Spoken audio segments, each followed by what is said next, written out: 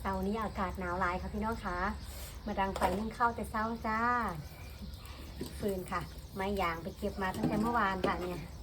พอได้ดังไฟยามเช้าๆอุ้ยหนาวค่ะมื้อนี้ท่าพนมเรา15 องศาค่ะเช้าๆอุ้ยเย็นหลายค่ะอาบน้ำกับมือจะสิแข็งจ้าเดี๋ยวจะน้อยดังไฟนึ่งข้าวแล้วค่ะหนาวจนสิแข็งค่ะนี่ดังไฟนึ่งข้าวก็ดีด้วยค่ะได้พิงไฟไปน้ำจ้าพี่น้องคะหนาวเสียงไก่ขันออกเอกแล้วนี่ค้างมือนึ่งขึ้นไปเลยค่ะจากนั้นเราก็สิเอาน้ำร้อนมาต้มเฮ็ดกาแฟกินยามเช้าเฝ้าหม้อข้าวไปนำเนาะ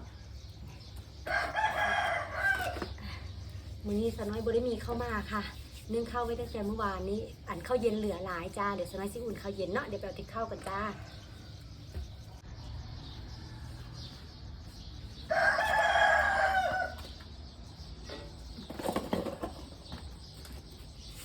จบข้าวเย็นใส่หวดกันค่ะอุ้ยข้าวกันเหนียวเพราะว่านึ่งข้าวใหม่ค่ะนึ่งข้าวใหม่ข้าวอ่อนข้าวอ่อนนึ่งหลายบ่ได้เนาะเหนียวค่ะข้าวใหม่ของเขาหอมเสาร์นี้ก็เอาบรรยากาศนึ่งข้าวยามเช้าๆมาฝากพี่ฝากน้องนะคะ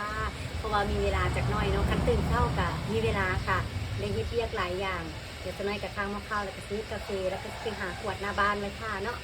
หาเฮ็ดได้อยู่แนวกินให้ได้น้อยจังหอมกินก่อนไปโรงเรียนค่ะเดี๋ยวเรียบร้อยทุกอย่างจะน้อยกับสิออกมื้อนะค่ะมื้อนี้ก็ไปเกี่ยวข้าวเหมือนกันคือเก่าเด้อข้าวยังให้นึ่งข้าวบ่ทันแล้วอยู่จ้าเกี่ยวข้าวอยู่มื้อตี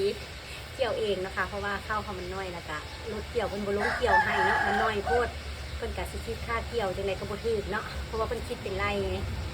คันข้าวเฮาได้น้อยเฮาก็จ่ายเพิ่นบ่ถูกคือกันเนาะเพิ่นก็บ่สร้างให้คิดนำคือกันเนาะ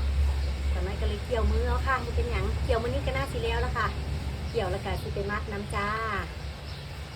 เช้านี้ก็เอาบรรยากาศนึ่งข้าวยามเช้าเสียงไก่ขันมาฝากพี่ฝากน้องเด้อตื่นมาก็เป็นกำลังใจให้กันคือเก่าค่ะมื้อนี้ก็ขอให้โชคหมานร่ำรวยกันทุกคนเด้อเดี๋ยวสามารถสิไปเฮ็ดกาแฟกินซะก่อนเนาะเดี๋ยวมานั่งผิงไฟกันต่อเด้อจ้าขอบคุณเด้อสำหรับการติดตามรับชมคลิปนี้ก็จบสำนี้เด้อค่ะพาพี่พาน้องมาชมบรรยากาศนึ่งข้าวยามเช้าๆนั่งผิง